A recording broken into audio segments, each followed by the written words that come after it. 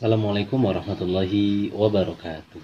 Alhamdulillah, salatu wassalamu ala rasulillah wa ala alihi wa sahbihi wa mawalah, la hawla wa la quwata illa billah, amma ba'du.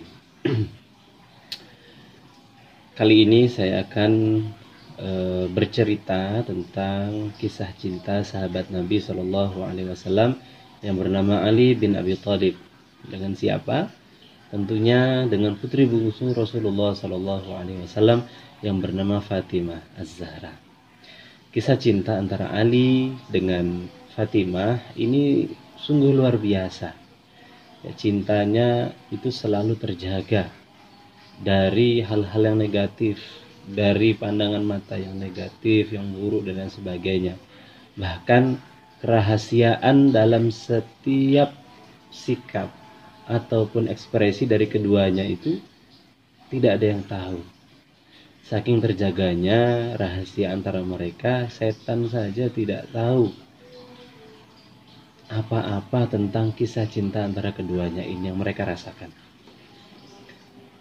Fatimah mendapatkan didikan dari Rasulullah Shallallahu Alaihi Wasallam yang merupakan seorang Rasul, merupakan seorang Nabi.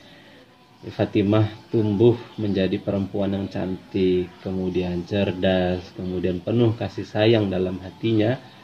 Jadi kecantikan Fatimah itu bukan hanya sebatas jasmaninya, fisiknya, wajahnya, atau lain sebagainya, tetapi kecantikan Fatimah ini juga terpancar dari kolbunya, dari ruhnya, ya, sampai melewati batas langit ketujuh. Kenapa? Karena pernah suatu ketika Rasulullah itu menyampaikan dengan lisannya bahwa ada 4 wanita syurga, dan salah satunya adalah Fatimah bintu Muhammad Sallallahu Alaihi Wasallam. Ali bin Abi Thalib ini diam-diam ya sudah menyukai Fatimah itu sejak lama sebetulnya. Jadi Ali ini sering melihat sosok gadis yang bernama Fatimah ini dari jauh. Itu yang sangat menawan.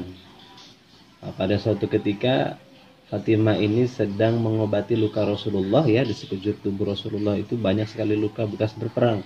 Nah, pada waktu itu Fatimah dengan sigap mengobati seluruh luka Rasulullah, luka ayahnya yang ada dalam diri Rasulullah itu diobati semuanya oleh Fatimah. Nah, begitu juga dengan Fatimah yang juga diam-diam menyukai sahabat baik ayahnya itu. Sudah sejak lama sebetulnya mendengar mengenai kebaikan hati Ali bin Abi Thalib. Fatimah sering mendengar, bahkan melihat ya dari jauh itu parasnya Ali yang juga tampan, kemudian cerdas juga, kemudian pintar begitu, kepiawaiannya dalam berperang dan lain sebagainya.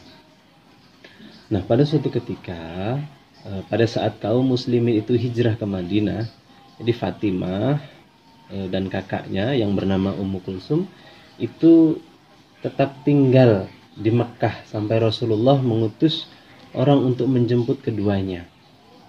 Jadi setelah Rasulullah menikah dengan Aisyah, para sahabat Rasulullah Shallallahu Alaihi Wasallam berupaya untuk meminang Fatimah. Jadi ternyata yang suka dengan Fatimah ini banyak, teman-teman.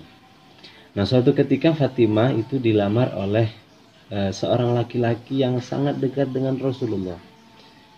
Jadi sahabat yang mau melamar Fatimah ini itu unik. Uniknya kenapa? Jadi karena dia dekat sama Nabi, dekat sama Rasulullah, itu kalau Rasulullah ketawa dia baru ketawa, kalau Rasulullah menangis dia menangis, meskipun dia nggak tahu ketawanya karena apa atau menangisnya karena apa, pokoknya ikut Rasulullah. Nah, jadi Abu Bakar ini mau melamar Fatimah. Nah, kemudian Ali ini merasa bahwa dirinya tidak sepadanlah dengan Abu Bakar. Kenapa? Abu Bakar seorang saudagar, harta punya, dekat dengan Rasulullah, hatinya baik, dan lain sebagainya. Jadi Ali ini merasa minder lah dengan Abu Bakar, ya, minder dengan Abu Bakar. Nah, pada suatu ketika Ali ini mendengar bahwa lamaran Abu Bakar itu ditolak oleh Rasulullah Shallallahu Alaihi Wasallam. Seketika itu Ali terkejut. Ia sadar dibandingkan dengan Abu Bakar, Ali bukanlah siapa-siapa. Apalagi Ali juga miskin gitu ya, jadi mindernya masih terbawa. Nah, walaupun berlalu, Ali mendapatkan kabar bahwa lamaran dari Abu Bakar ditolak oleh Fatimah dan Rasulullah.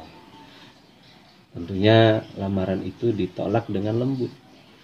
Nah, kabar penolakan itu merasa senang, Ali mendengarnya itu senang gitu. Dan mempersiapkan diri kembali, berharap masih memiliki kesempatan untuk melamar Fatimah. Akan tetapi ujian Ali belum selesai, belum berhenti.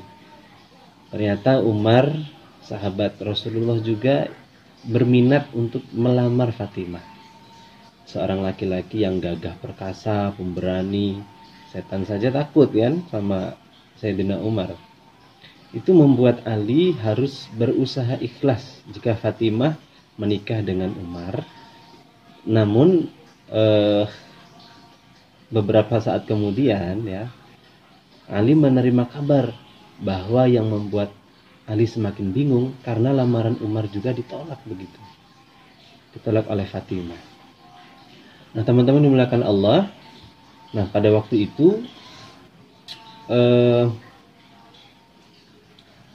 ada sahabat Ansor yang berkata kepada Ali, "Mengapa bukan engkau saja yang mencoba, kawanku? Mengapa tidak engkau yang mencoba melamar Fatimah? Aku punya firasat engkaulah yang ditunggu-tunggu Rasulullah." "Aku?" kata Ali.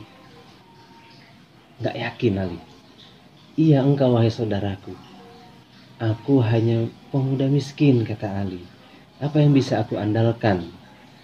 Sahabatnya pun memberi dukungan. "Kami selalu berada di belakangmu, wahai saudaraku." Akhirnya Ali memutuskan memberanikan diri untuk menemui Rasulullah dengan menyampaikan maksud hati untuk meminang putri Rasulullah Sallallahu Alaihi Wasallam yang ia cintai, Fatimah Az-Zahra, untuk menjadi istrinya. Nah, Rasulullah bertanya, "Apa engkau mempunyai sesuatu, wahai Ali?" "Tidak ada, wahai Rasulullah," jawab Ali kepada Rasulullah.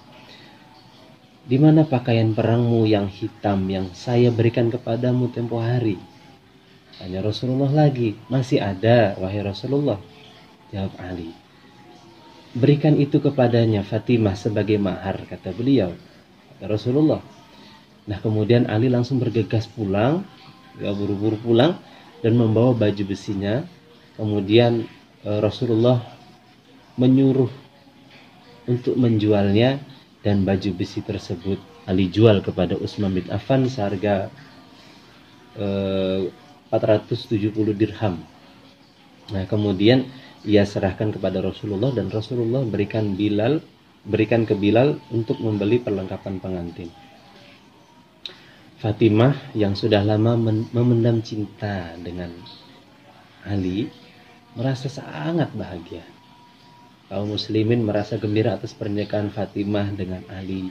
Setelah setahun menikah, kemudian Fatimah dan Ali dikaruniai anak laki-laki bernama Hasan.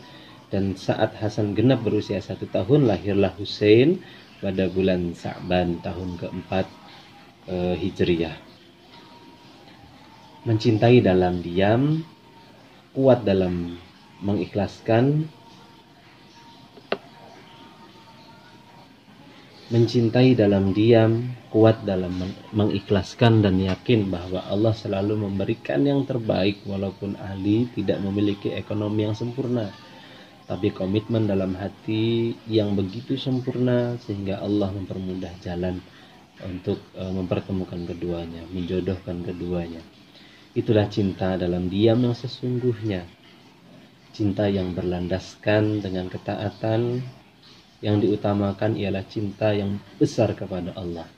Itulah kisah cinta tentang keberanian, tanggung jawab, komitmen dan keikhlasan sebuah cinta. Mudah-mudahan bermanfaat.